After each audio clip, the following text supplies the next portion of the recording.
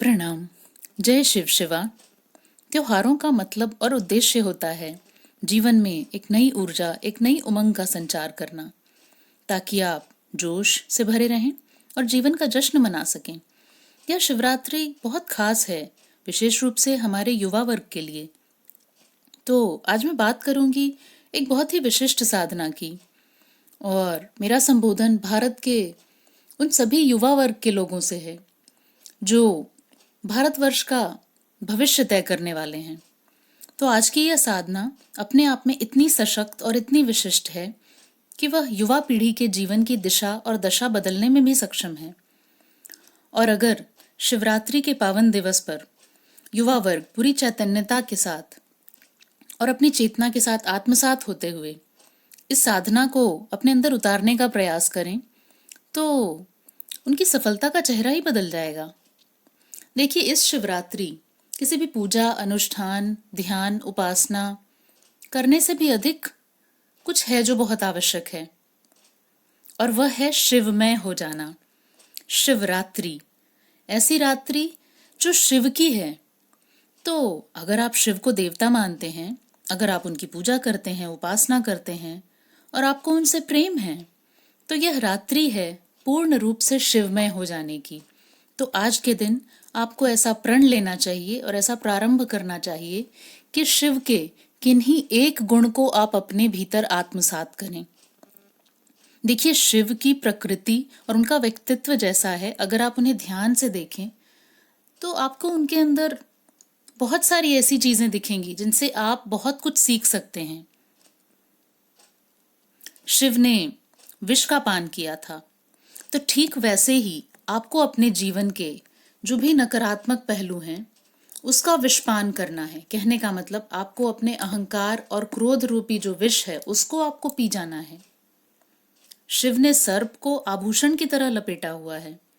तो समाज में जिनका भी त्याग हुआ है, जिनका अपमान हुआ है, या जिनको बहुत ही निम्न स्तर पर छोड़ दिया गया है, यथासंभव उनकी सहायता कीजिए, उनका मान सम्मान दीजिए और उन्हें जीवन की एक सही दिशा मिल सके, इसके लिए आप प्रयास कीजिए।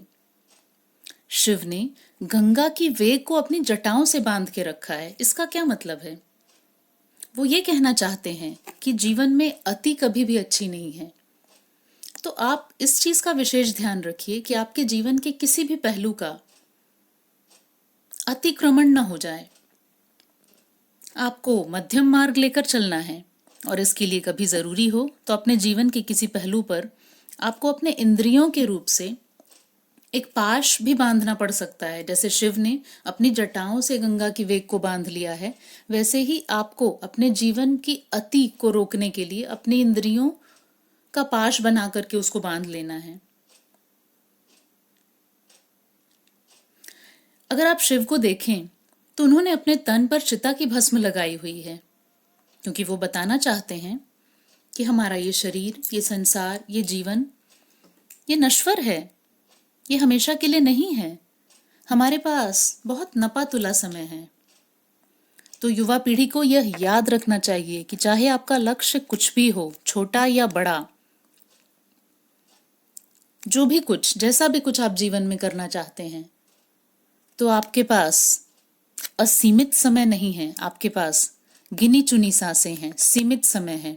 तो जो भी करना है वो आज, अभी, इसी वक्त करिए। समय बर्बाद मत करिए। जीवन की नश्वरता को समझिए कि आप अपने जीवन को कहाँ खर्च कर रहे हैं और कहाँ जा रहा है आपका जीवन।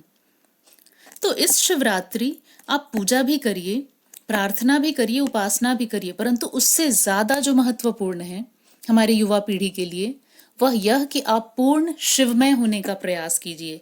शिव के एक गुण को भी अगर आपने अपने अंदर आत्मसात कर लिया, आपको अपने जीवन का रास्ता मिल जाएगा। देखिए, परेशानियां सबके जीवन में होती हैं, परंतु शिवमय होने का अर्थ ये होता है कि आपको उन परेशानियों से लड़ने का, जूझने का मार्ग दिख जाता है, और आप जीवन के प्रति एक सकारात्मक रवैया अपना लेते हैं। तो आप सबको एक बार फिर से मैं महाशिवरात्रि की बहुत बहुत शुभकामनाएं देना चाहती हूँ, और भारतवर्ष की युवा पीढ़ी जितने भी युवा वर्ग के लोग मेरे इस वीडियो को देख रहे हैं, उनसे मेरा विशेष अनुरोध है कि शिवरात्रि के इस पावन दिवस को यूं ही मत जाने दीजिए। इसे एक प्रण और प्रारंभ का दिवस बनाइए, शिवमय होने का दिवस बनाइए। किसी एक गुण को अपनाइए जो आपको लगता है आपके जीवन में एक बेहतर बदलाव लेकर आ सकता है, परंतु उस एक गुण को आत्मसात करिए पूर्णता के साथ, निष्ठा के साथ, और ईमानदार हो जाइए खुद के साथ। जय